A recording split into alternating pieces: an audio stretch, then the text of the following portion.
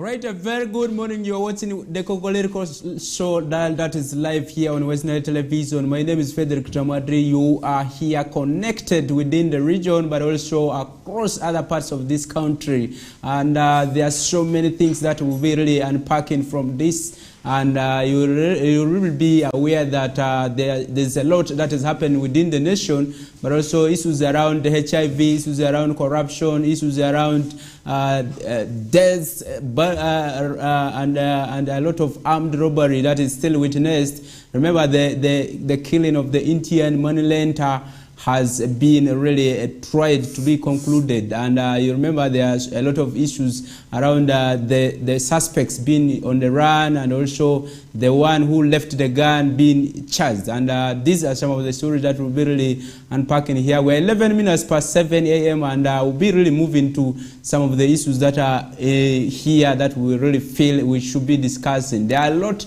If you're a bee farmer, you should be happy now that there are a lot of incentives that government is already giving to farmers who are dealing in this kind of projects, like apiary, like animal rearing, and also those who are in crop production. These are some of the good news that we are bringing you right away, but also looking at other issues that are happening across the Nile. You will be able to hear about them, but also see what is going on across these other different regions. And we remember we are here just like an inch to DRC and South Sudan. There's a lot that is happening in the neighboring countries that is really business related, that is conflict related, that will be really also be able to dive into and share with you that what is being promoted and what is not being promoted. Those are some of the things we'll be really breaking for you here. First things first, those who are watching us within Arua City, we say thank you and you are welcome that you have ever been here with Western Television, joining me in this show of the Kokoliriko show that comes every Monday up to Friday at such an hour up to 9 a.m. And those are some of the things you will be not really missing. Remember, in the schedule of our programming, there are a lot that will be really given you during the day. We will have the news in Lugbarati. After the news in Lugbarati, we will have the Northern Requests and so on, many other things. Whistle time comes in. You will have the Chukuchuku Live, which will come. You have the movie zone around there, and also the Nilecast will conclude the day. And those are some of the things that will be happening during the day, and many others that may be coming on your way. So there are surprises, there are a lot of breaking news that will be coming and so on. So those are things that you should be expecting. But also if you want to trade with us, you have a lot that you should be able to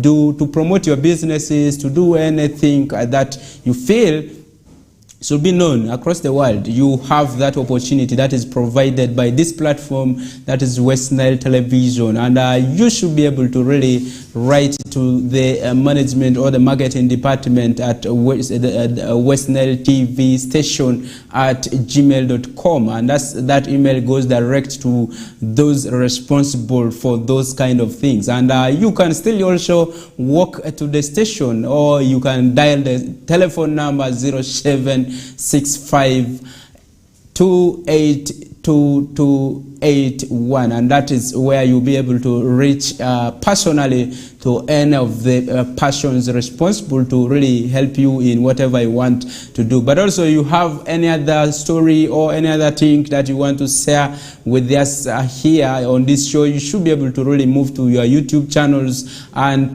type your comment or give us your version of what you want to share with us, or that you feel that you should be able to really bring it up here for discussion. You can go there and comment on the YouTube channel. But also, very most importantly, you can share with us where you're watching us from.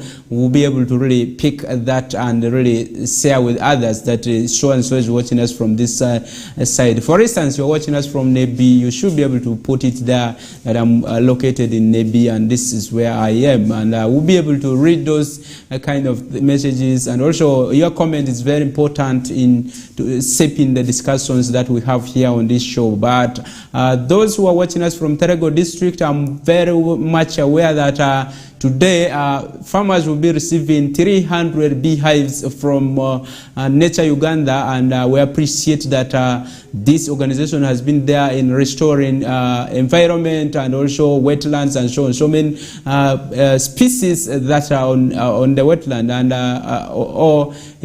on the environment. A lot has been done since 2021 up to this time, and we are aware that they started with the planting trees and so on. Now people have grown the trees. They want to really bring the livelihood intervention for people to really keep those trees for quite a long period of time, and that is very, very important. Once you engage people in tree planting, people really need immediate interventions that will really make them to keep those trees. And the idea of bringing beehives is very, very important. Yesterday they started with training of farmers, and today the farmer groups will be able to really come to pick these beehives at the district headquarters, and this will be really a memorable event that will be graced by the resident district commissioner, but also the head of delegation of Nature Uganda will be also there.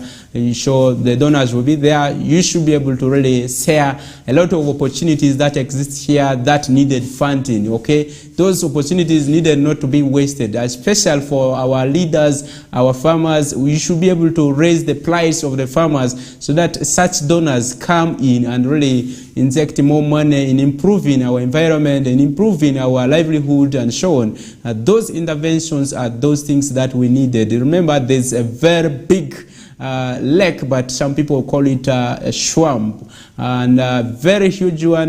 When you reach around Yelulu, you may think that that is Lake Victoria, because it is so wide that you cannot see where it starts and where it ends. And that is one thing which was so interesting when I reached on ground. And those are some of the things you should be able to really restore. We should be able to really conserve such environment, such kind of swamps or water bodies that we have in the region. And that is one good story that we really feel people should be able to take it up. And once these kind of things are given to you, you should be able to really move forth to pick from there and really do something and add value to it, so that your life is improved, but also your community members are able to also get the benefit of whatever you are able to get.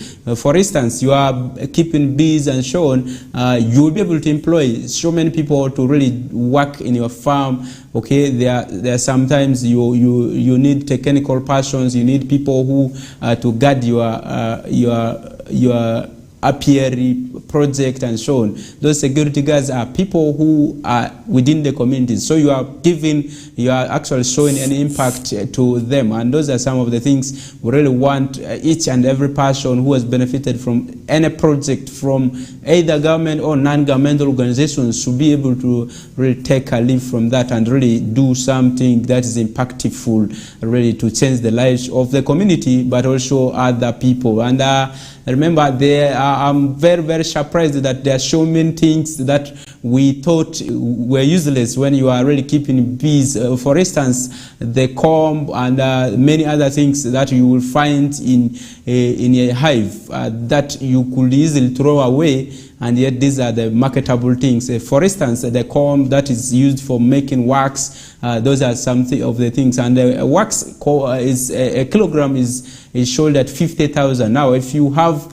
maybe the honey, which is sold a kilo at 9,000, that means the biggest money is what you are throwing down. It's not the honey, which is quite expensive, but it is the wax that is expensive. But also there's a venom that is extracted from the bees. When a bee stings, maybe stings you, and you feel that pain. That pain you are getting is the poison that is called venom. And 1 gram of it, they are selling it at 250,000 to 300,000, and that is just 1 gram. And I was amazed that the expert was telling me that the venom, for you to get 1 gram, you need 10 beehives. Okay, you need 10 beehives, and that's very, very.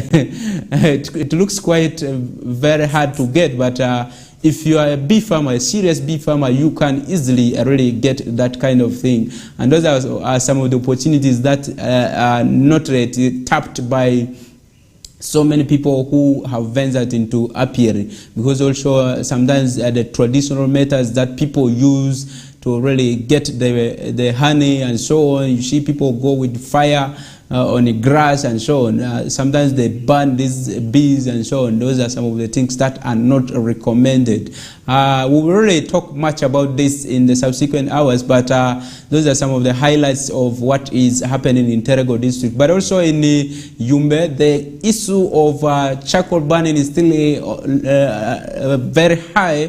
And that's some of the forest reserves that are really witnessing depletion, consistent depletion. The K Forest Reserve that is in Kerwa sub-county, sometimes also it extends up to K sub-county, and some of the parts of Nebi and other local forest reserves that are managed by the district are also being depleted. One of the car has been intercepted at Terego district headquarters. Now 2 weeks ago, this car was intercepted. Up to now, the owners have not come to claim. And it is full of charcoal, a fuso lorry that is parked at the district headquarters. But also the district leaders of Yumbe seem not to be really doing enough in protecting the available natural resources. And yet this is one district that has serious passions, especially the district forestry officer, who is the focal person of all the forest officers in Western region. I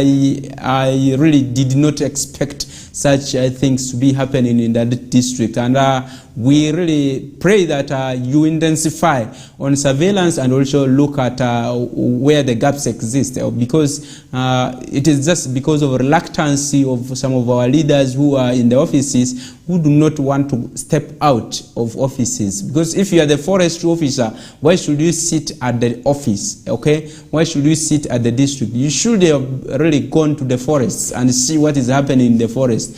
Just like a community development officer. Community development officer wants to sit at the district. You want to sit at the office, and day in, day out, you wait for maybe engagements or meetings by partners so that you sign allowances, which is contrary to the mandates that you are supposed to play. You want to wait for data from parish chief, and yet you are a community development officer. You are supposed to go into the communities and sensitize them on the available government programs that are coming, but also those that are running, but also those that have run. Okay, those that have been really implemented, how have they been implemented? Who are those people who benefited from them, and how would others benefit from such projects? Those are things that a community development officer is supposed to do, a forestry officer is supposed to do, because many times why people encroach into this forest land is because people feel like those are idle land that are not utilized. Why should we leave them there, and so on? Because of the expansion of the population, and also many other livelihood interventions that people want to really venture into. They need those kind of vacant or virgin land that is idle. So those are the things you really be seeing people really doing, because you have failed to really engage the community about what is going on. Because if you engage people routinely, people will be able to understand what is going on. People will be able to really see how they can really do something fruitful for the development of such a district, for the development of such interventions, or the progress of such government programs. Because all of us need forests. All of us need this, even charcoal. But how should we amicably work within this range? We need the charcoal, yes. What else can we make to as an alternative to the charcoal that we have? And Yumbe is one of the refugee hosting districts that is in the second place after Ajuman, which is the leading now in the Western region. And you realize that a lot of degradation of the environment is done by both the hosting communities and the refugees. And if you realize, if you look at cleanly, those who are engaged in the charcoal burning, most of them are the host community members, and this charcoal that you see in Fusho Lorry does not really belong to any refugee. You will realize that it is this host community population that are the ones in the charcoal roasting and so on. Many other people who are in tree cutting. But also the refugees may not be negligible in this, but also they have a stake, or they have something they are doing, which is also contrary to promotion of environment. They learn these things from us, the host communities. So what is it that the local leaders are trying to do to ensure that everyone is involved in a protection of the tree species, the plant species that we have, so that we are able to really do better in the best interest of saving the environment, conserving, restoring the one that is already depleted. Because many times partners come, they bring seedlings, many people go there to illustrate that we are already planting after the media passions have gone, after they have taken pictures. That is the end of the game, and that is one thing I've seen that has really continued to be tapped wrongly. They feel like once it is already broadcasted that so and so is planting trees, that is done. We needed to really go deeper to understand whether these trees were exactly planted. Are they 1,000 the way they said?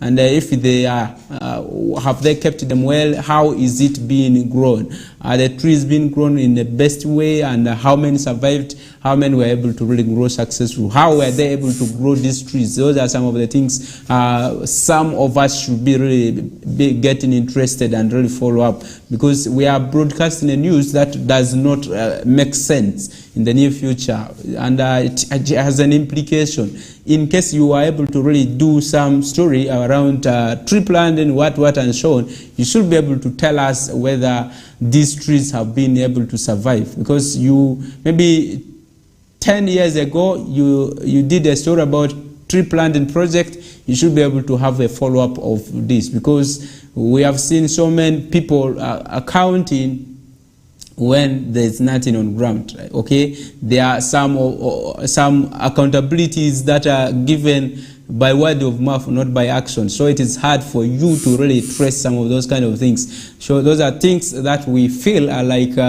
we needed to share with you locally here. The local authorities take it up from here that Yumbe is still really producing a lot of charcoal, and yet there were a lot of executive orders around banning charcoal or commercial trade in forest products. And I don't know if Yumbe is exceptional among the northern Uganda districts. So that is one thing we need to look at. If the RDC is there, he is the representative of the president. What are they doing? Those are some of the things, because he's the head of security, and all these vehicles are coming from Yumbe. They come to Terego, they pass this way via that, and they come to Arua City, and then they pick off from here, move to Kampala side, or others close to Congo, and then they dive into other regions of or other countries that maybe needed charcoal. This is where we are really being exploited so much as a region, and if we continue to leave our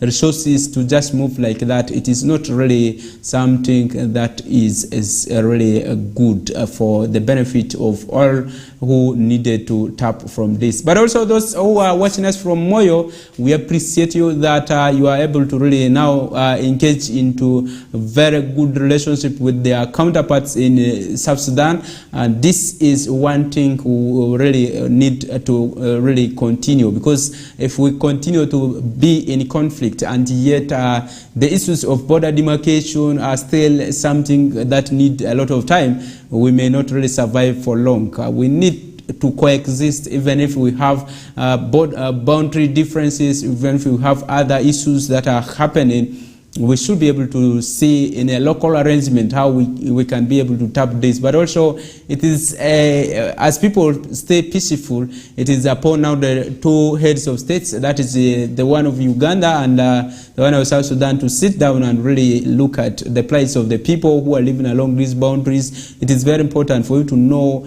your administrative boundaries, where you belong, where you stop, and so on. It is very, very important, so that you are able to deliver services to the rightful persons instead of serving other nations, maybe citizens, when your projects are planned for your citizens. It brings a lot of anxiety or a lot of challenges in service delivery.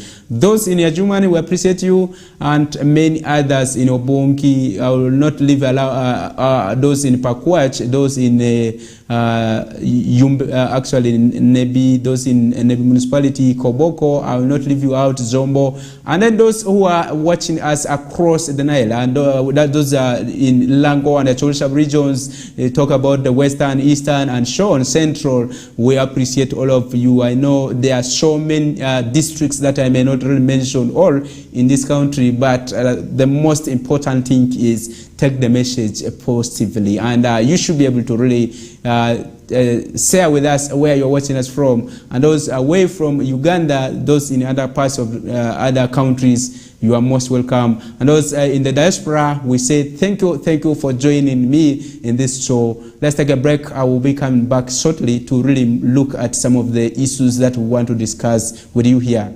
Thank you.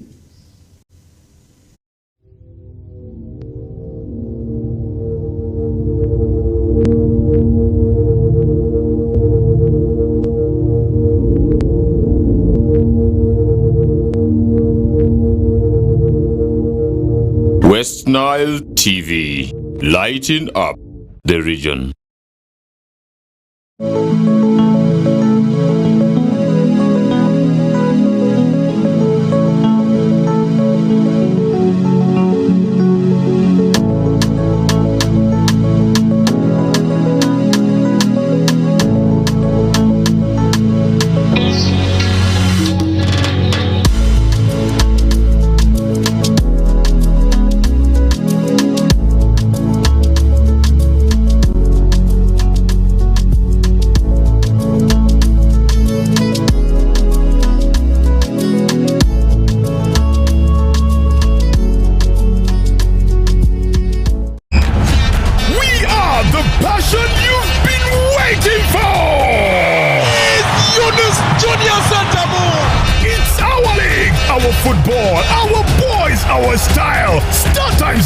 Season starts 15th September. Go for it! What a finish from Fukume! The Ugandan flair, Brazilian samba, Portuguese magic, the night football craze. More TV games live on Senyuka Prime and Fufa TV only on Star Times. The Star Times UPL. Our league, go for it.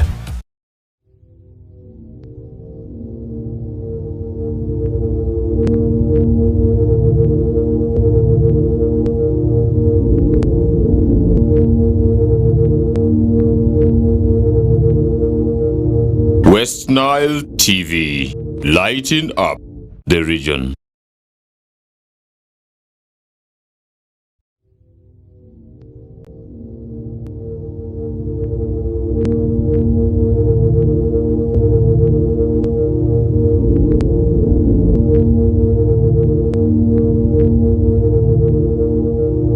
West Nile TV, lighting up the region.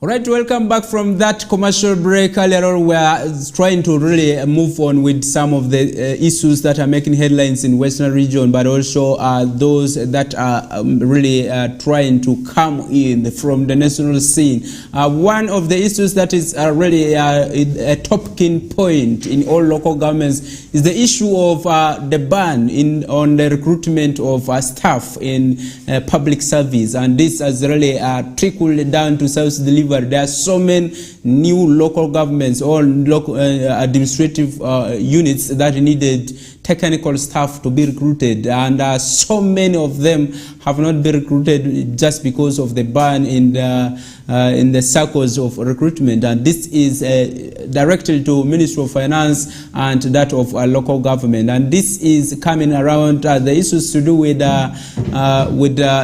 challenges in accessing all the issues of ghost workers being paid. Remember, there were stories around a lot of 59 billion being wasted because of some unscrupulous persons who are coming in those positions who are not known, but you realize that they are scooping a lot of salaries from government, and those were some of the issues why government needed to validate all those in the system, but also look at the issues of ensuring that the gaps are filled. And this has already taken more than 6 months, and leaders are trying to advocate that this ban be lifted, and many people really come back to be recruited in these positions. And if you look at some of the local governments that have really ventured into recruitments, their recruitment processes have been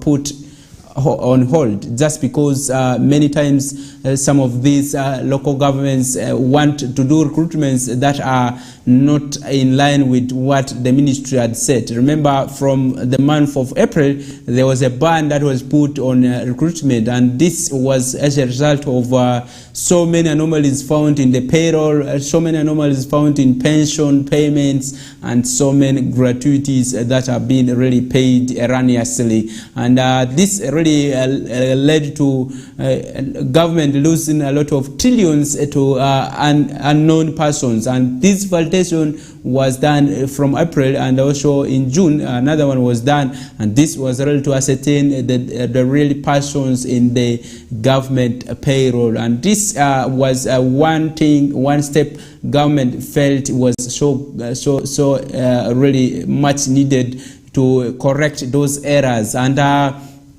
if you watch the stories around Ntungamu ghost health workers, you will realize that a lot of gaps were realized in that, and you will see clearly that there were health facilities created on air and they were not existing, but there were people being paid around those, and those were some of the issues that came to really bring into this decision of looking at the aspect of checking who is this staff that we have on payroll, who is this staff who is always getting salary from us, and can we really get a detailed information about this such a person. And those were the stories that were really coming out around that. And right now so many leaders are trying to advocate that they needed this ban lifted because it has taken long. And the implication of this ban has been directly to the local governments. Remember, so many of these local governments have been sending back monies meant for recruitment, and remember also even paying staff. Okay, the IPFs for salaries have been coming, then gratuities and so on. These wages have all been going back just because there were no staff that were on ground, and that means there are so many gaps existing. For instance, if you don't have a district education officer, you don't have a fiscal planner, you don't have a community development officer, that is really even a health officer, it's a doomed district, because those are pertinent areas that need critical persons to be filled within shortest period of time. And a district that runs without those kind of departments really has the chance of losing a lot of money, because most of their projects may not really be effectively utilized or run, and also most of the funds will be really returned back. Many districts have been returning monies. Arua City returned 6 billion. That was because they failed to utilize the monies that were sent to pay workers, and yet the workers were already existing because Arua City recruited earlier, much earlier before this this challenge was brought in. And because the monies came late, because if you look at when the money came around 26th of June, and yet they were supposed to, actually 26th of May, and yet by June these monies were supposed to be swept back, and you realize that the local government would not really cope up in spending the money within 1 week or 2 or 3 days. It was so hard. Practically, it was so hard for them to really utilize those monies. But also the same, Arua district and Terego all returned 6 billion shillings. Madiokolo returned 8 billion, and many other districts in Western region did the same. And this is not only in Western region, but there are many other districts that are not utilizing this kind of monies just because of the challenges around recruitment, the challenges around the time of sending this kind of monies that are meant for development purposes. If you cannot motivate your staff, those are some of the expectations. You talk about corruption coming in, you talk about extortion, you talk about many other issues like workers failing to turn out for work in time, and also issues of abscondence, okay? People don't want to come for work, and that's because they have been demotivated. If you cannot pay them timely, those are some of the implications that you really have, because they have not received their welfare earlier on. Because these are people who dedicate their time to do work for government, but also now that their time for getting the returns has come, they needed to be really paid on time. Those are some of the issues that are happening around those issues. Remember, the stories around this money lender, the Indian money lender, if you can remember that tragedy that happened in Kampala, where a money lender was shot by one of the police officers who came and really wanted to check on his balance, and realized that the money had actually risen ×2, and was so annoyed that he went back and picked a gun and shot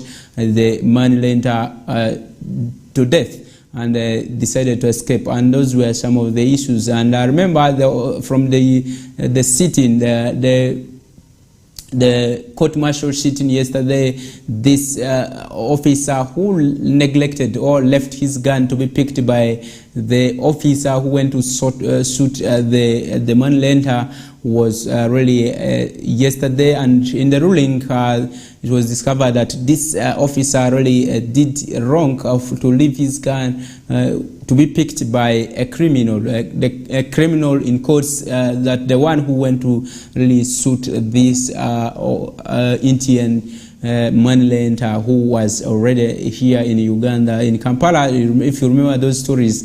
And this officer yesterday was charged for 18 months in jail, and this is one thing that has been really popping into our lines here. And this is one story you will be able to read more and more if you want to follow it, but to a bigger percentage. And those are some of the issues that are happening. Remember the stories around the issues to do with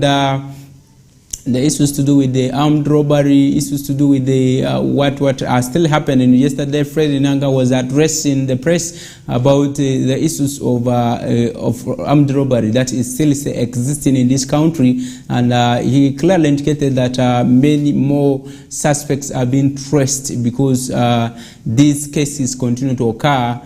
Looking at circumstances under which they occur, they seem to be done by just within the country. And these are people who come from the communities. Can there be really expedited avenues to really look at what can be really done to prevent certain things, some of those kind of things? And those are the ways they are trying to really move to ensure that they enforce or really arrest some of these persons that are suspected to be doing those criminal activities. And according to Nanga, it is very, very unfortunate that these cases are still being reported in a peaceful country that has lived for quite a long period of time without wars and conflicts. And he clearly indicated that people need to take the mantle. They need to really start giving information to police earlier enough to really rescue some of those situations before they come to worse.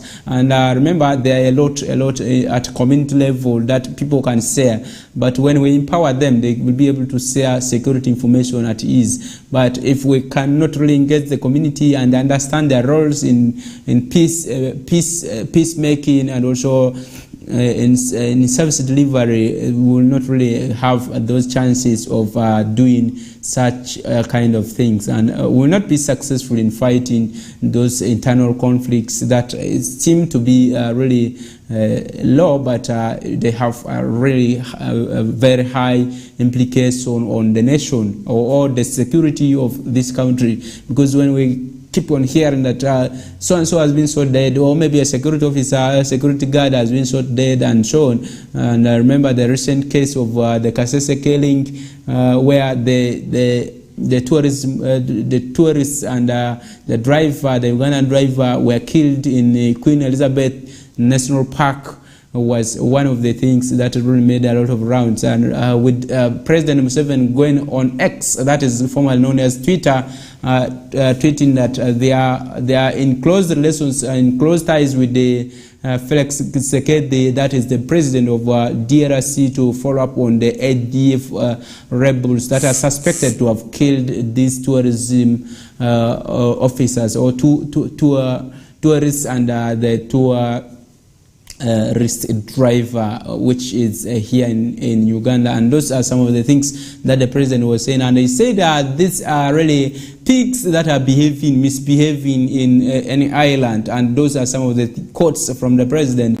And those are things that really needed to be done seriously. And we are hopeful that with the peace or Pan-Africanism that has really the Pan-Africanism gospel that the president has preached, and that has gone wide and far, that many people have really tried to embrace with that kind of collaboration. This will really be an achievement on the side of the country, but also getting those armed officers who really did the mess in the national park will be of good importance, and it will really restore hope in the people. And his response really comes after the stories of UPDF, actually the UPDF saying that they've already launched operations to look for those rebels that came into conflict with the tourists. Okay, they actually really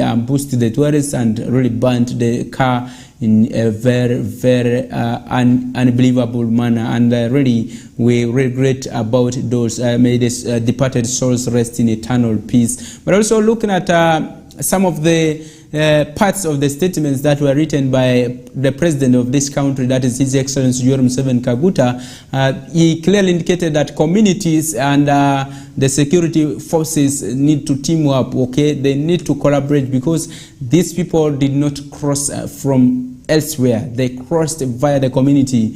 The people really met these people on the way. Maybe they have something to say, and that's where he was asking the community members to team up and the members of public to share information with security forces that really needed to be documented, so that it is easier to trace these kind of persons and really be able to bring them to book, or maybe to order to answer charges against them over the death of the two tourists and the driver of the national park that has been really there to take the tourists across the national park. And remember, the ADF rebel issues have been really something that has been really for quite a long period of time, especially for Uganda, that is neighboring DRC. And remember the recent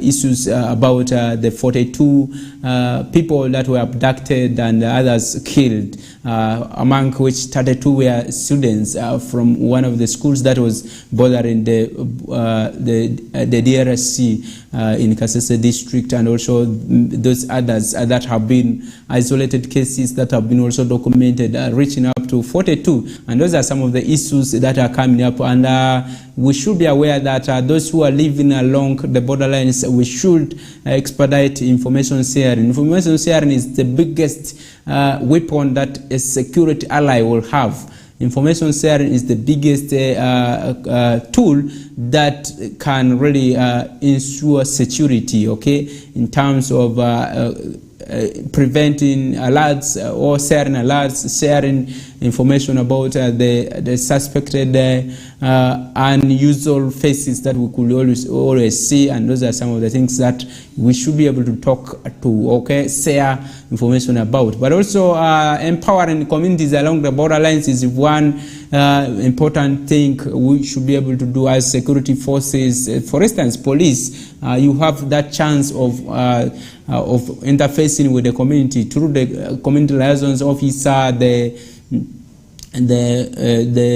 police public relations officers at every region or district. The DPCs are there to really disseminate the same information. Make yourself with the community as friends, okay? Make yourself known as officers. Make yourself, cement your relationship, so that people are able to, at least in a very good way, give you information. And also your responses towards some of those security alerts. Timely response is one thing people want to hear from you. People want to really see those kind of things. When I've given you information, use it positively and change the situation, the narrative of what used to be fear to what is of happiness, what brings joy. And those are things people want to see. Like if there's an accident that has happened and somebody has shared information with the traffic department and called the police that please rush here, there's some accident that has happened. For instance, in along Diofe Road, and you see just the police station, which is 3 kilometers from where the scene has occurred, and it will take more than 10 minutes to arrive. That is something people would really not really want to see. So we should also be able to respond timely if we want people to help you, because sometimes people feel like we shared the information early in the morning, you are still coming at the midday, and then it is useless for us to share information with you because you may not respond at the time when the issues were caught, or at the time when there were issues happening elsewhere. And those are things we need to strengthen. It's not, community does not demand something big from these institutions, but they need that timely interventions that you are able to do. But also the issues of using the Whistleblowers Act effectively is one thing people want to see.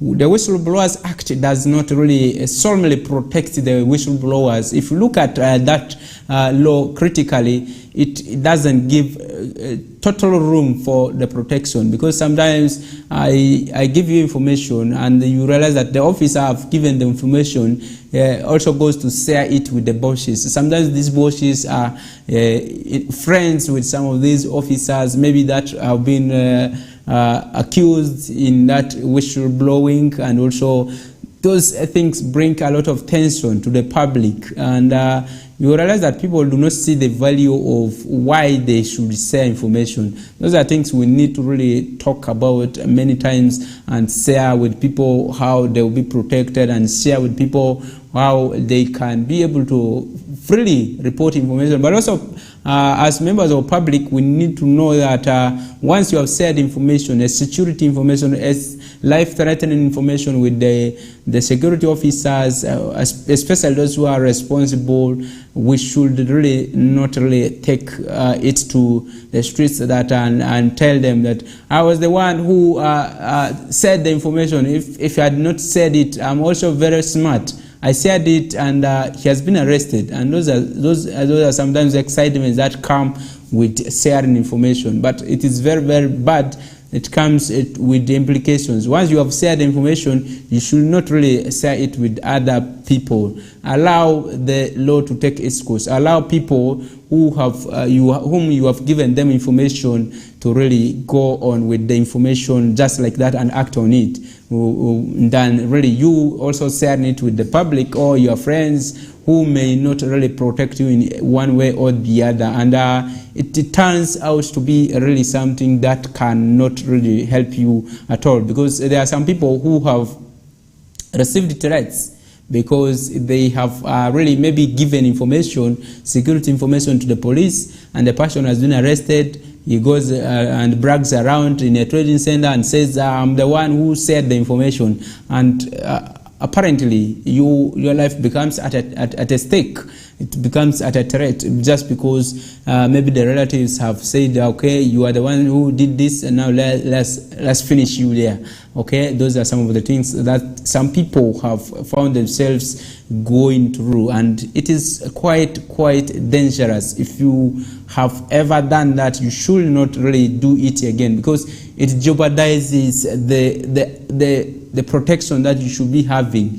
Okay, because police, after receiving the information, we believe that they are going to take it solemnly and work on it. They will not be able to share this with any other person, because we assume that this is an institution that is mandated by law to do investigations, to verify whether these are facts or these were allegations that do not hold water. Holding water means do not make sense, and also how they should be able to protect you is we have seen many times police come in, like if you have given any information that there may be some or dubious activities being done in your area.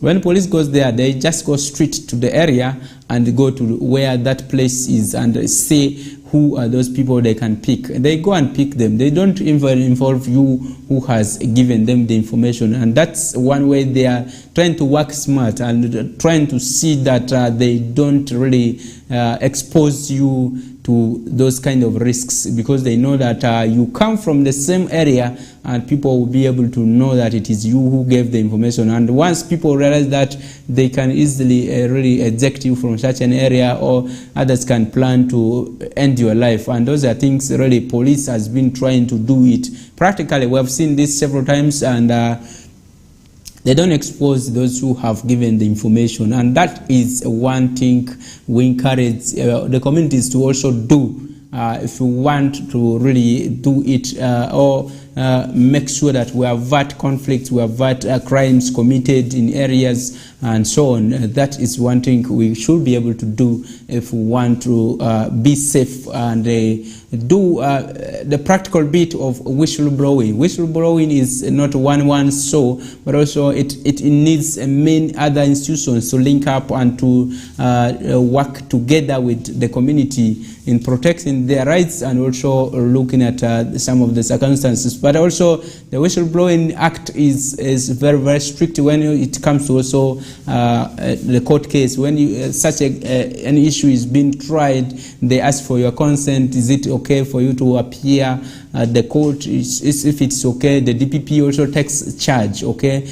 Takes charge to protect you and make sure that you are not seen by the person accused. And that is one way people have been protected. And we hope that this is also being done in various institutions. For instance, in your workplaces, there are some things that do not go well. And once you have shared the information with the management and so on, you should be protected, and it should not be like a joking matter like that. And those are things that can smoothen the running of institutions, that can smoothen the running of a nation. For instance, in the issues or in the issues to do with fighting corruption, issues to do with security matters and so on, these are very much good techniques that can be deployed and used for quite a long period of time to really change the lives of the people. Let's take a break.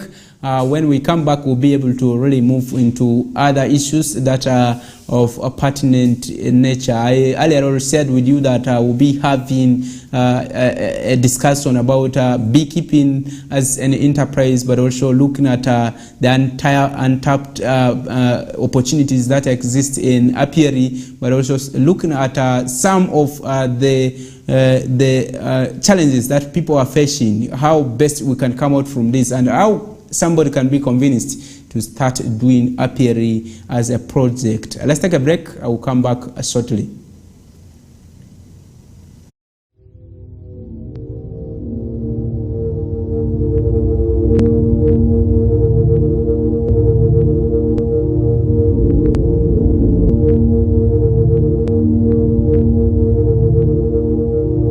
West Nile TV, lighting up the region.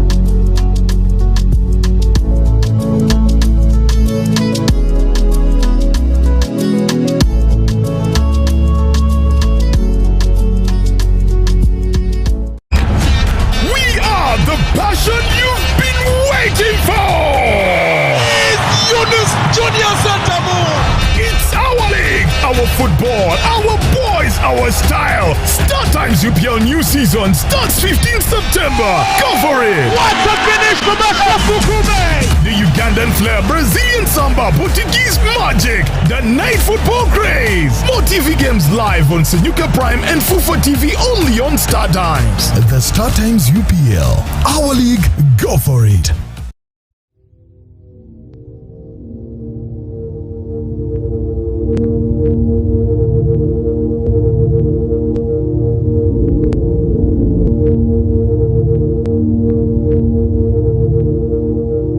West Nile TV, lighting up the region.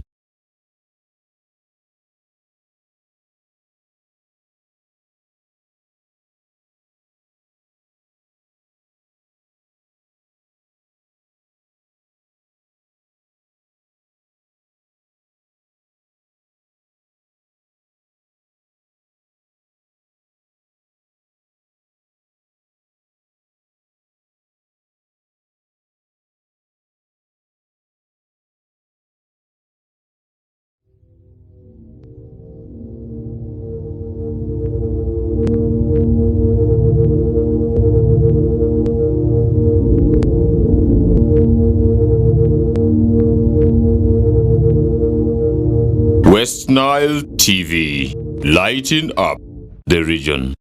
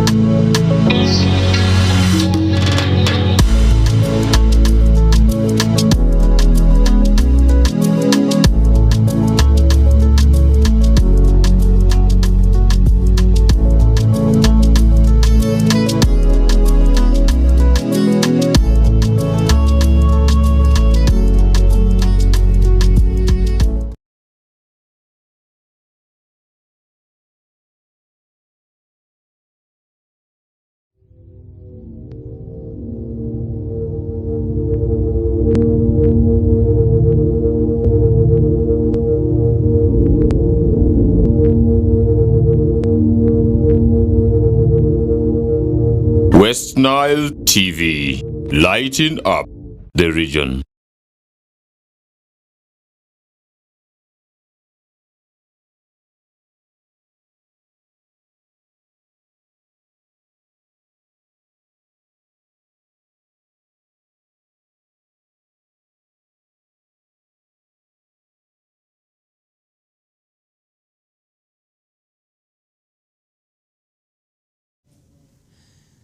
Okay, welcome back from that commercial break. We're back with the talk of the issues that are happening in the country, but also those in the neighboring countries. Remember, we're discussing a lot of issues to do with security, collaboration with communities, and also how best this relationship can be enhanced to ensure that we continue to enjoy the peace in Uganda, but also many other countries in Africa. Remember, the technique that Uganda has deployed through Pan-Africanism, patriotism, and many other issues that have been fronted by the National Resistance Movement, NRM party leadership that has kept this country safe in the hands of many other rebels that have been there devastating or keeping a lot of tension in the country, has been the issues to do with the preaching security issues at the community level, enhancing the surveillance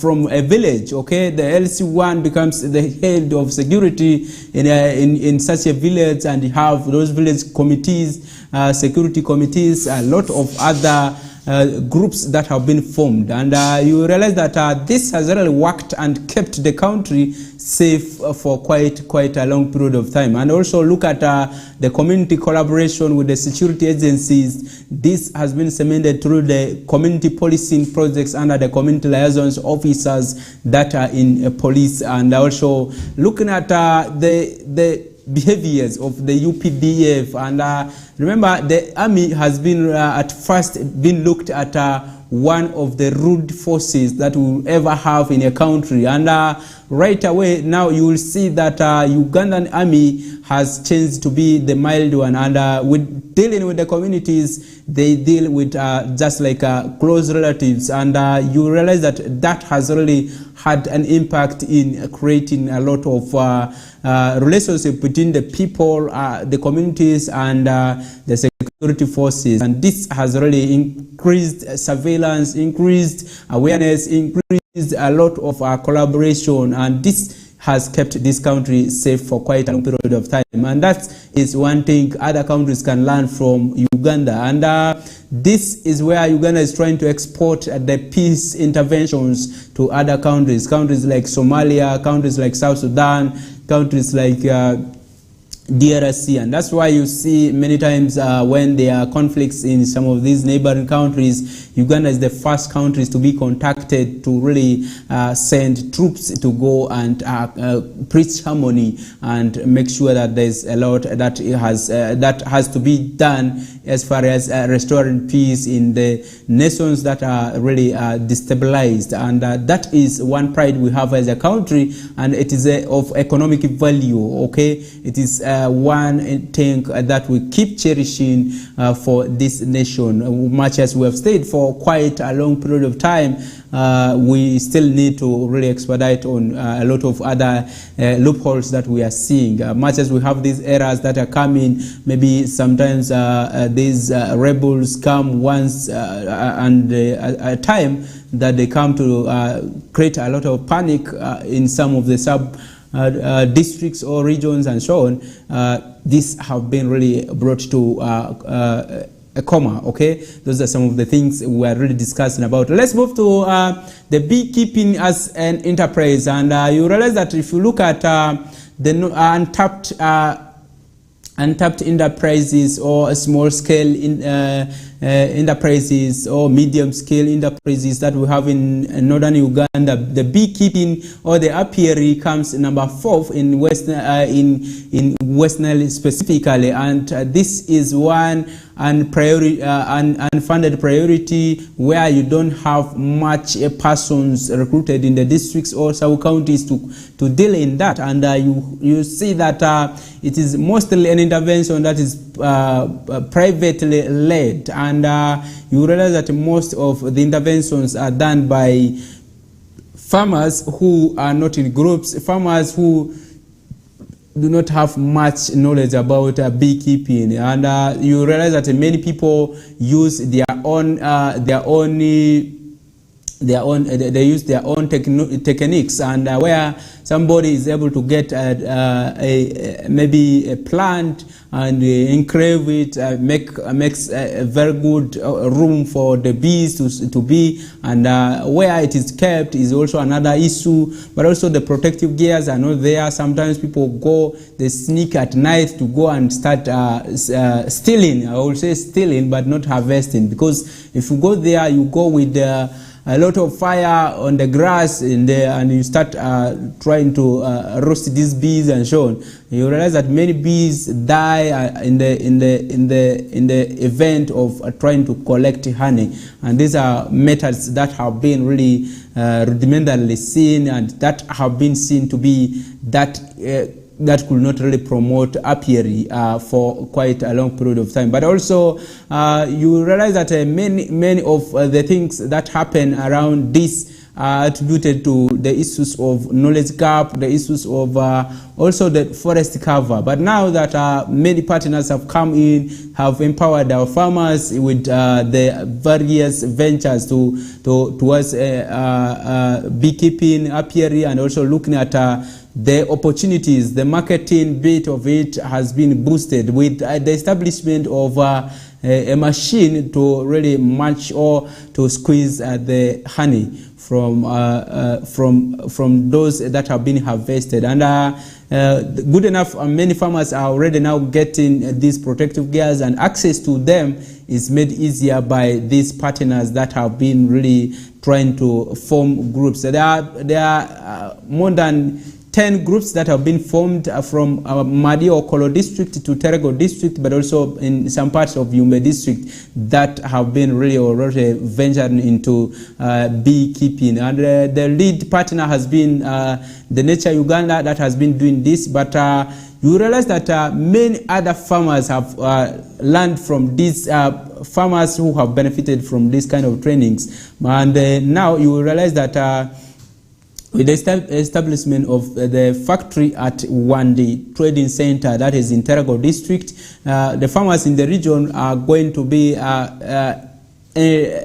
enlightened with the skills of harvesting honey, but also looking at the other areas of bringing the honey successfully and the clean one to the joint where the factory is, and that's where they'll be able to get those other products separated from the real honey. And the marketing chain has also been boosted by many other partners, investors already coming in. And if you look at the untapped priority, that is the apiary in northern Uganda, there's a lot that investors will be able to really get in terms of this. And one of the factors that I was able to get from a bee expert was that many farmers already have these crops that produce a lot of flowers, especially simsim growing is one thing that promotes beekeeping. Okay, the simsim growing, the beans that are planted and so on. Talk about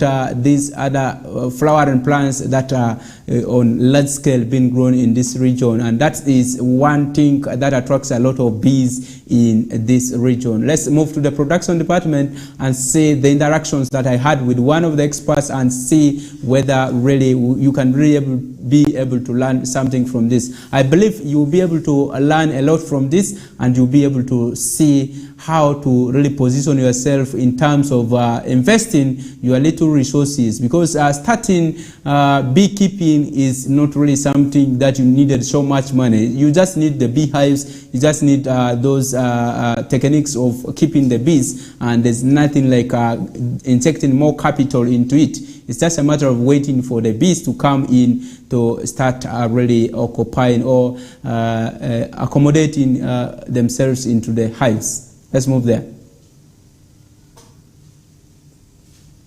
Okay, start with your name. My name is Mugula George from Bee House Products Limited, and we are here on the program for sustaining livelihood here in West Nile.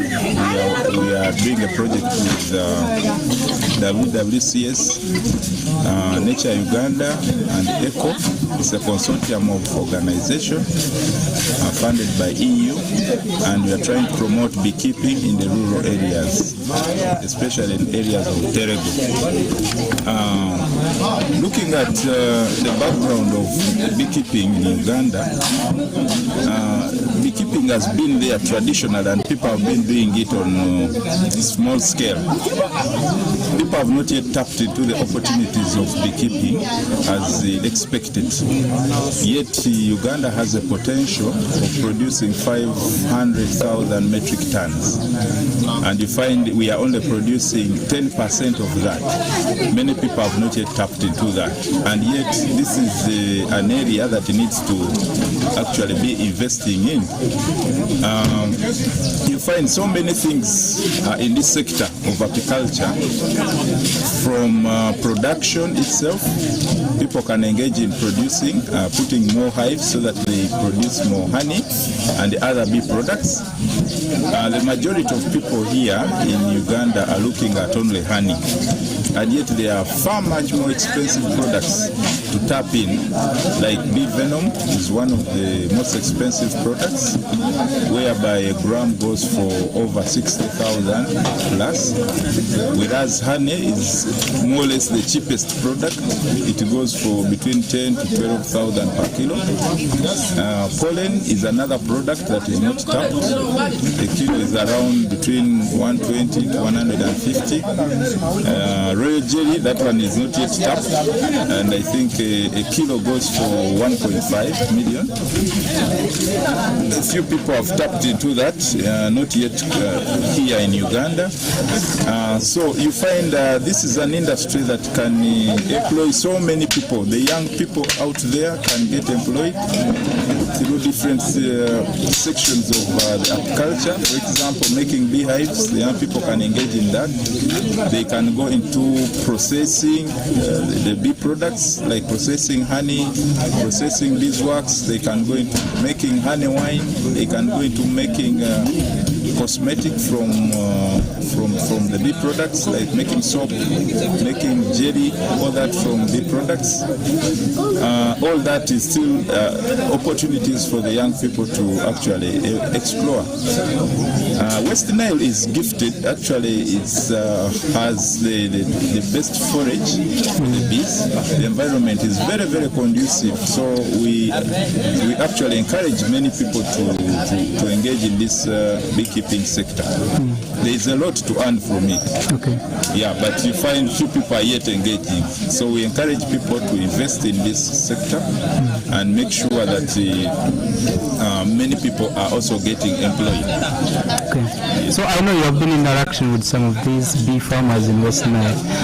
What was your experience with them like in terms of improving or using the best practices in beekeeping? Yeah, of course, many are still using traditional methods, but with the coming in of these projects, you find people are receiving trainings. For example, here through Nature Uganda, people are getting trained using modern methods of training, where they can actually benefit from modern ways of apiculture, like use of equipment in harvesting, controlling quality by using the airtight buckets. They have introduced, of course, the protective gears, the bee suits. All these are being tapped into by the farmers. Now they know how to use the protective gears to do the harvesting. They have been given modern hives, that's the Kenya top bar hives, and now people are transforming from traditional hives to modern hives, which can easily which are easy to be used, and actually they reduce on the pests, since the local hives attract pests. So people are transforming. Yes. Okay, maybe beekeeping is seen as one of the dangerous ventures that anyone can really tap into. How would you convince someone to engage in beekeeping? Yeah, of course, people have that phobia of being stung by the bees, but you find that the bees are friendly insects. In case one knows or one has been trained, the bees, once you keep them in the wild, they are also very wild. But what we are training the people here is that to make the bees friendly, you have to first of all clean the environment where you have put them, do regular visits or inspection so that they get used to you. Then they are not as dangerous as most people think.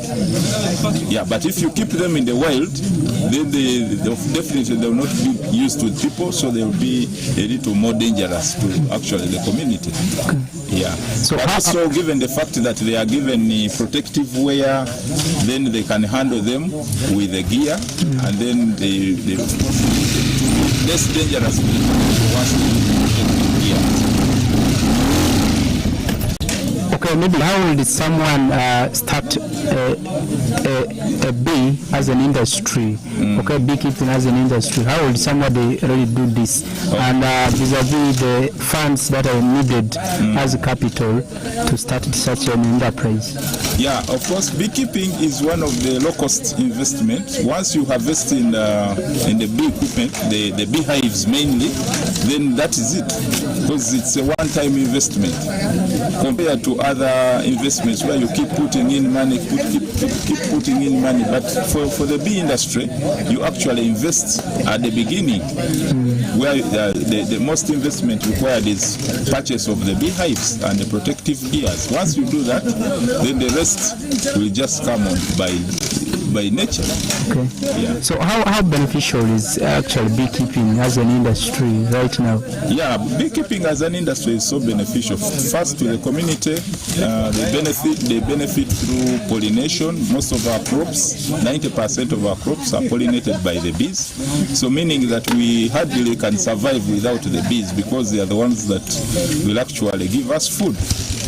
From the plants, once they are pollinated, then we get the seed, which seed is now used as food for us.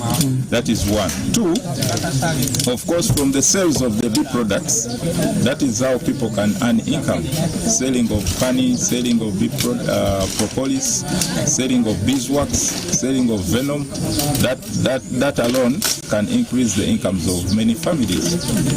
Yes. So as a country, how would we really try to tap this opportunity and also really ensure that the market is broadened? Yeah, first of all, the local market is extremely high. So many supermarkets need honey, so many hotels need honey, and also the attitude that people have of recent, they are so health conscious.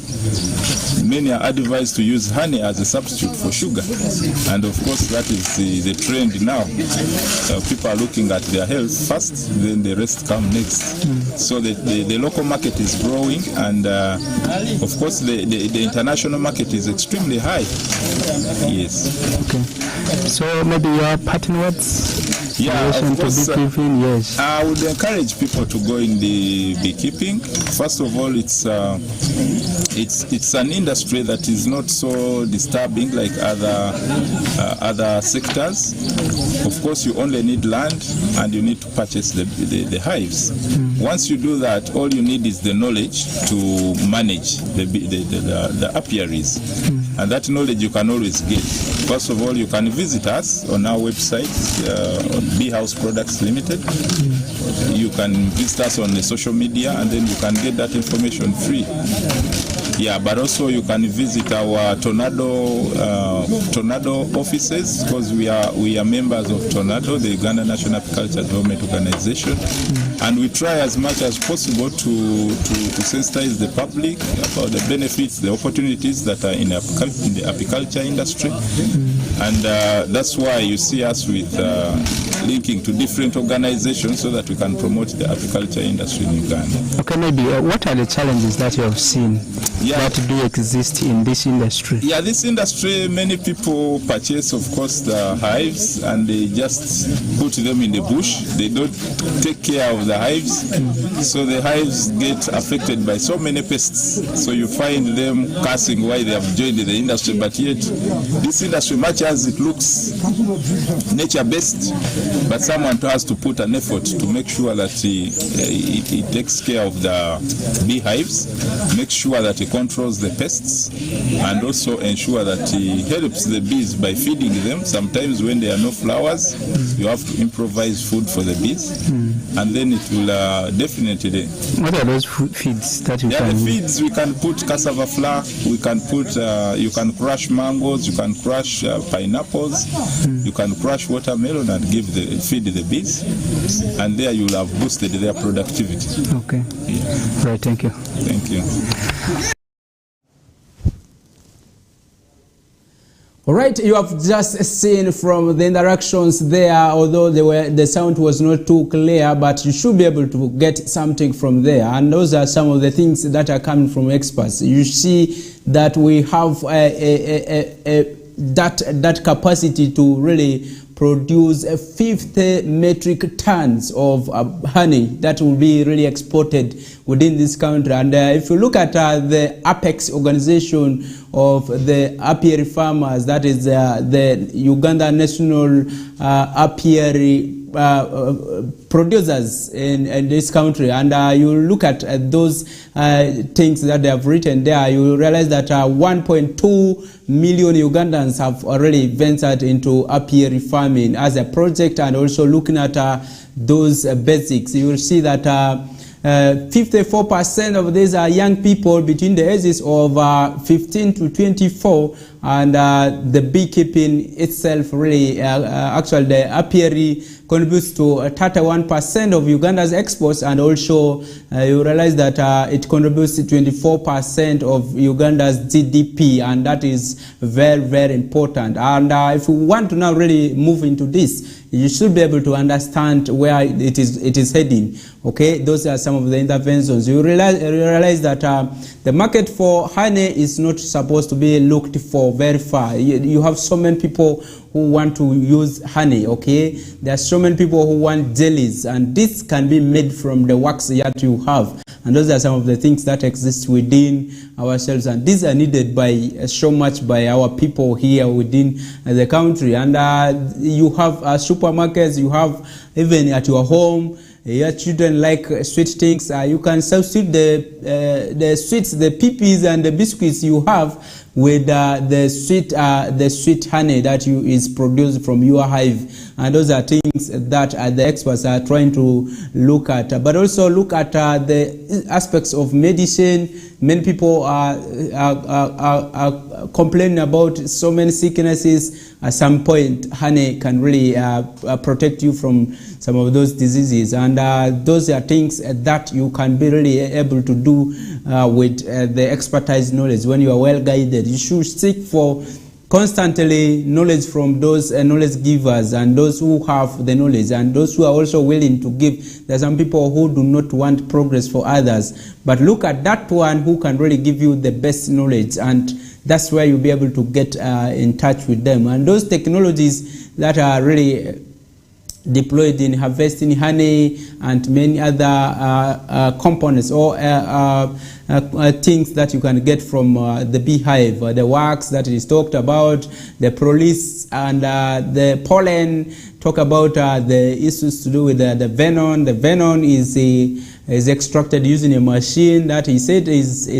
as cheap as 3 million Ugandan shillings. You can buy and start selling venom 1 gram at 60,000 Ugandan shillings, and that's one easiest way you can really make money out of your beehives. And from your beehives, you'll be able to make money through the honey, the pollen, the wax, the venom. Those 4 things from one hive that you can be able to really get money. And your farmers better than somebody who needs 1 acre of land to plant simsim, and at the end of the day, a kilo of simsim goes at 4,000, and yet your venom 1 gram is 60,000. So you look at those kind of things. There's nothing like going to weed, going to do this and so on, but what you need is only provide security for the hive, and also ensure that when there's a shortage of water, you get water and put it around the beehive, and that's where the bees will be able to get those things. The rest of the things, you leave them to the workers.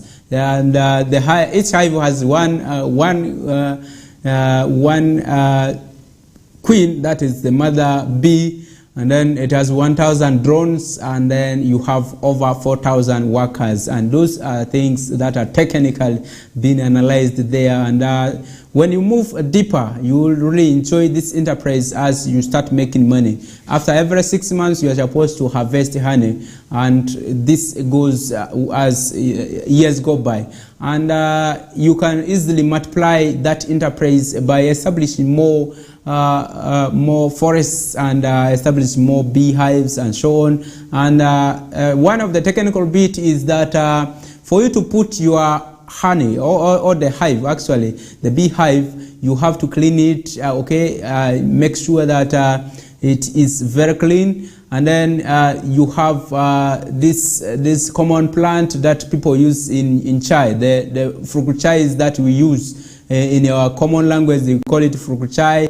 That makes your tea to smell very nice. You have to make it and just wrap your beehive with it a bit so that it is able to attract, the smell is able to attract the bees. But also you can pick wax that is already there, maybe from the candle, or even the one that is from harvest. You melt it in the hive and keep it there, and after melting you can hang it. Within a few days or months, you will realize that the bees have already infested your hive. Okay, so they'll be already there, in the swarm of bees will be there, and so on. They will start doing those activities, and those are very, very critical. But also, as you are harvesting, you should be using those protective gears. Okay, those protective gears that will help you even to harvest honey during the day, and you don't use the right actually the fire that you always take there with the grass that sometimes burns the bees and so on. You move with a cooker, okay? That gas, that cooker that produces a lot of gas and so on, to really make sure that the bees do not get injured and so on, is one thing that they are recommending. And also there are some specific baskets that are needed. You'll be able to afford them and really utilize them. Let's take a break. We'll be coming back to really sip more discussions around this and also other issues that are happening away from Uganda and across Africa and beyond. Thank you.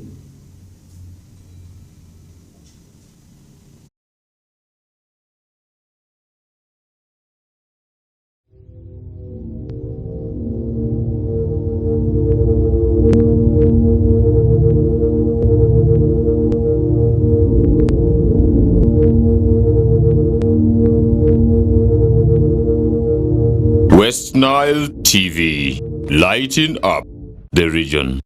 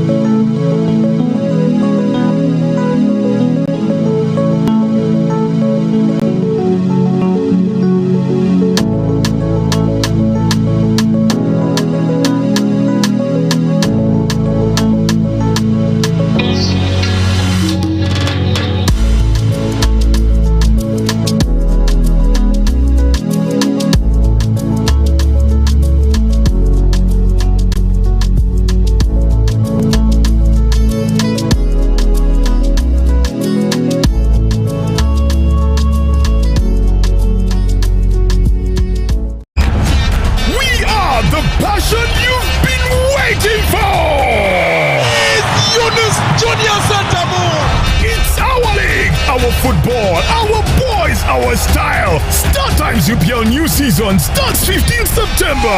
Go for it. What a finish from Fukume! The Ugandan flair, Brazilian samba, Portuguese magic, the night football craze. More TV games live on Senyuka Prime and Fufa TV only on Star Times. The Star Times UPL. Our league, go for it.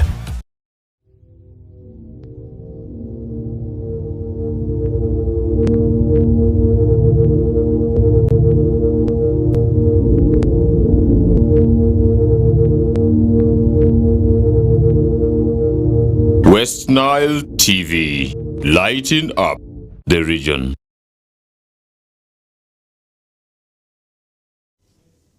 All right, welcome back from that commercial break. We are discussing the issues or the biggest issues around apiary and looking at the opportunities that exist in it, and also how you should be able to make money out of the enterprise that you have selected. Remember, PDM is already around the corner. Many people are receiving monies in the names of different projects. There are others who prioritize the beekeeping. So that is where you should be able to really get quite a very good knowledge and see where you'll be able to earn. For these 2 years that you'll be having to multiply the money, you should be able to venture into beekeeping and see that you are able to make more money than really you thought. And if you had really thought of buying these traditional beehives, you should be able to go to Canaan Top Bar hive and also many other hives that you should be able to get in the market, and that at least friendly to you, that you should be able to master on how you'll be able to collect more honey. And those are things that you should be able to really venture into. Remember, there is a lot that is needed for you as the passion, because if you don't have the interest to venture into something, don't move because others are doing it. You should be having the interest by yourself, develop it and see how you'll be able to earn, how you'll be able to market it, how you'll be able to really deploy energy in terms of labor, energy in terms of ideas, and those are things that are needed for your enterprise to run very, very smoothly. Let's move away from Africa, actually from Uganda to some parts of Africa. You realize that Zimbabwe, one of the African countries, just our neighbors, is also struggling with the issues to do with the cholera outbreak, and you realize that many people have continued to die because of the outbreak of cholera in Zimbabwe, and cholera is associated with issues of eating feces, issues of dirty water that is being drunk by people, and also many other things. And according to health experts, it's always when that you drink dirty water, eat dirty food, and that is attributed to feces. And I don't believe that there's someone who is ready to eat his feces, but it is through other things. For instance, you are making juice. Those who are selling juice on the road, on the streets, you are making juice, and you can't really ensure that this water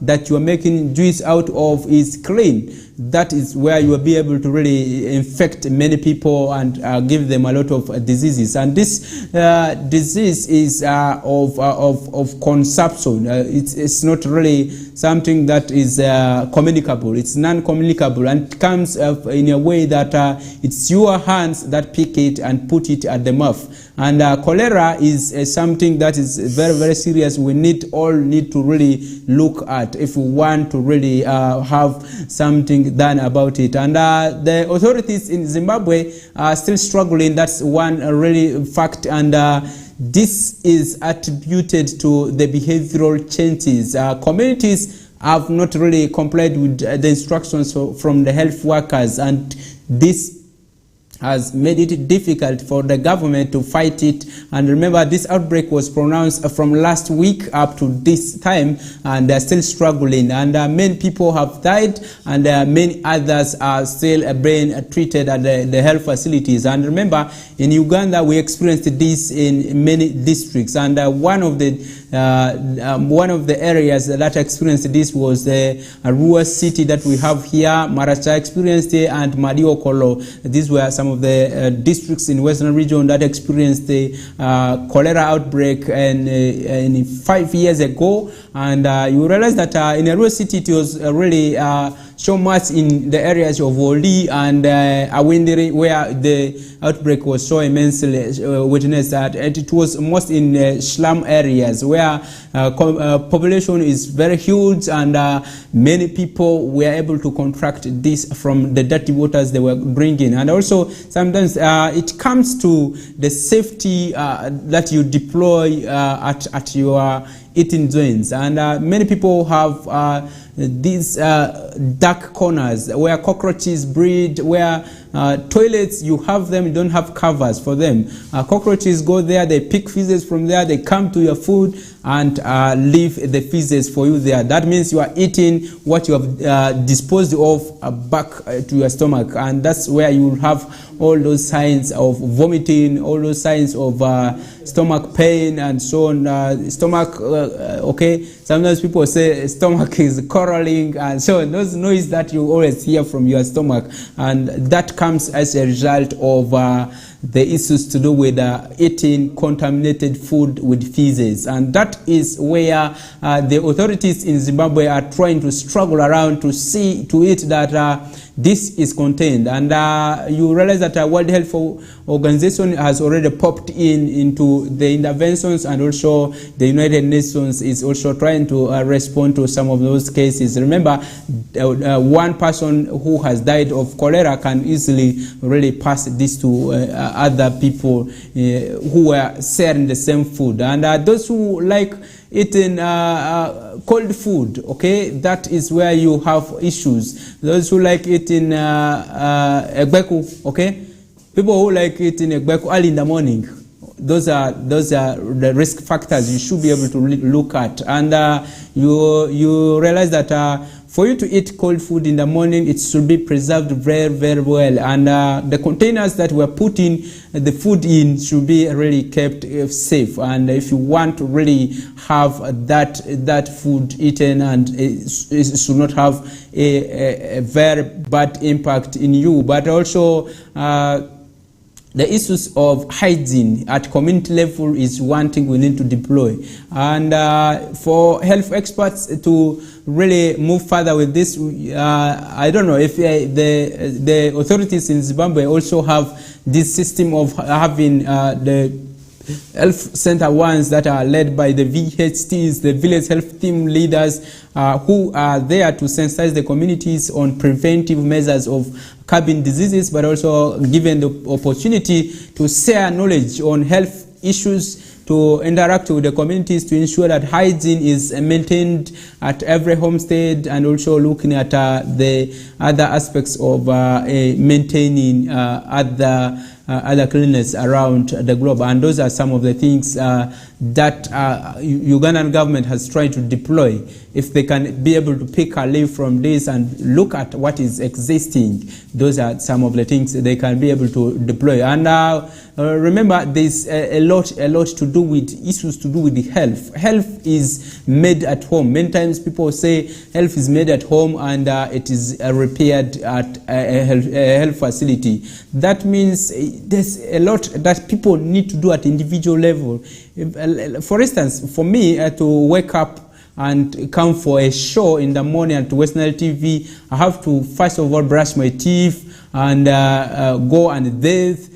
Make sure that I smell myself very well, I smell good to my neighbors, and make sure that the dress I'm putting on is well ironed, it's a good one, you have the necktie there, you look so decent, and when you come and your teeth appears to be somehow shining, okay, I don't think somebody will have that teeth that will have the brightest. But it should be really something which is looking better. It should not be like that one of a smoker, which is appearing yellow, sometimes green, sometimes dark, and so on. It should be a very good one. And those are some of the things. Make sure that your hair is okay. Those are the hygienic conditions that you should be able to put to yourself as a human being to avert some of these diseases. And also looking at the issues of when you are going to consume something, make sure that your hands are very well, they're clean enough, and the water you use to clean your hands should be that one that is very, very safe and really approved to be a safe water. If you are not trusting the water that you are using, you should be able to boil it first and then sieve it, okay? After sieving, you should be able to now use it for cleaning your hands, cleaning your mouth, cleaning your eyes, and so on. All these sense organs are very, very important. They need care.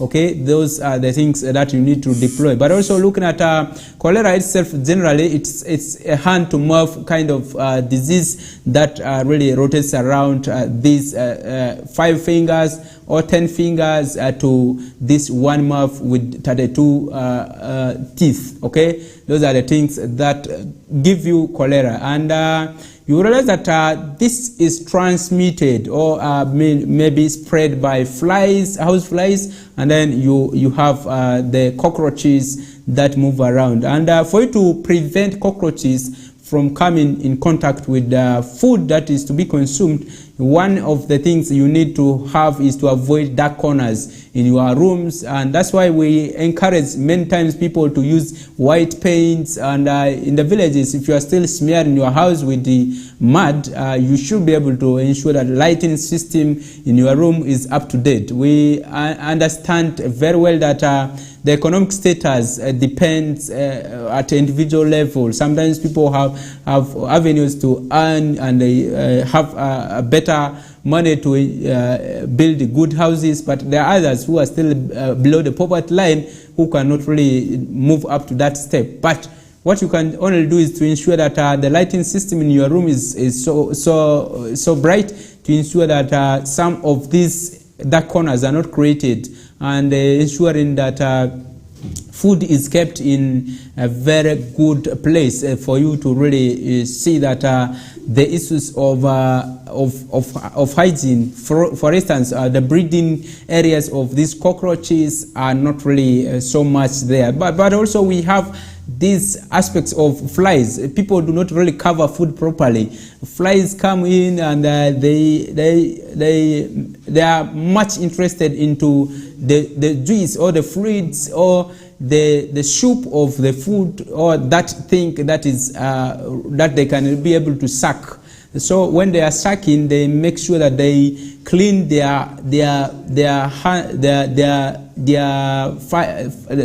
hairy parts, where they are able to transmit some of these diseases, especially when they have sat on maybe feces. Sometimes some of them stick on the hairy body parts, and they'll be able to clean them on the food. And this is where you're able to get those kind of diseases. And some of these flies can lay eggs on your food, and those are some of the risky things that can really give you hard time. But for you to prevent that, you make sure that every time you eat warm food. Warm food is very important for you to really keep the health good, and also it is easier to digest, because really the body needs something that is a bit warm for it to to digest very fast, to move to your bloodstreams. But also if you eat cold food that is not well preserved, it will really bring you those kind of diseases to your health. And moving forward, we should also ensure that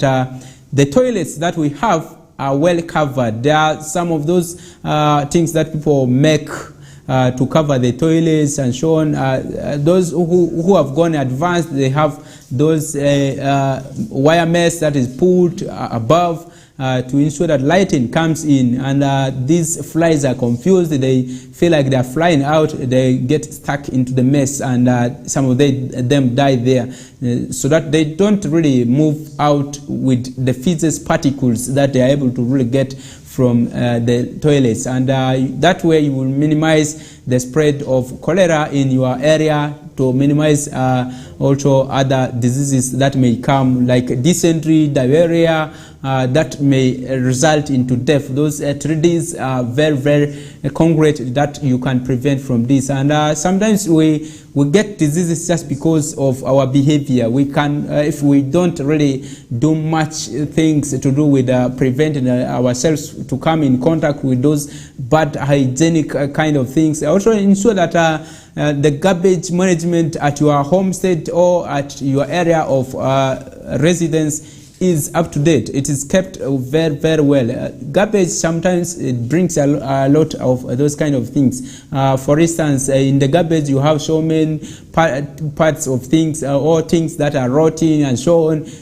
Sometimes flies also bring this kind of things. But if you manage your waste very well, if you manage your garbage very well, it can really prevent you from contracting some of these diseases that are not zoonotic, that are not communicable, but could be prevented from these kind of things. And that is all that we prepared for you for this Tuesday edition of the Kokoliriko show that is here on West Nile Television. My name is Frederick Tamadri. We'll be really bringing you more of this in the subsequent days. Remember, tomorrow we'll still have this Kokoliriko show that will be going on. And up next we'll be having Feta Emmanuel with the news in Lugbarati. That will be here at exactly 9 a.m. up to the hour of 9:30 a.m. You should be able to enjoy the news in the local language.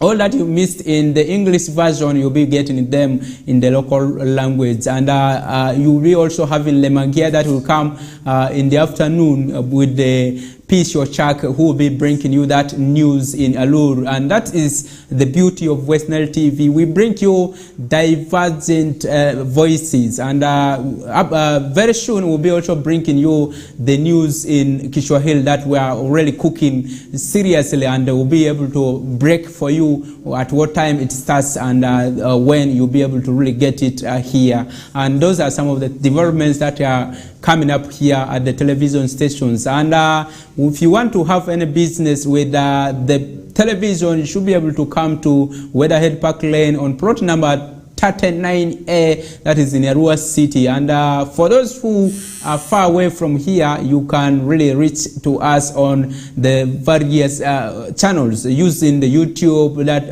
or you can also use the Twitter handle, or that is the X, that is now currently termed to be X. But also you can use the WhatsApp platforms. There are a number of them that have been opened. You should be able to reach one of them. But also if it is a pertinent issue that you really want the management to be engaged into, you can use the email address that is westniletvstation@gmail.com. I'm out of the studios. Thank you.